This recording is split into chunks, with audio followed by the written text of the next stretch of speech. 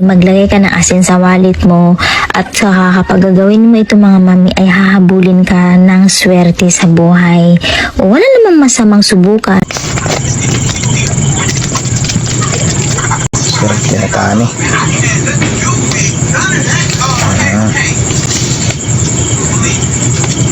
Ato yung nagkanon, may nagdagan tag swerte.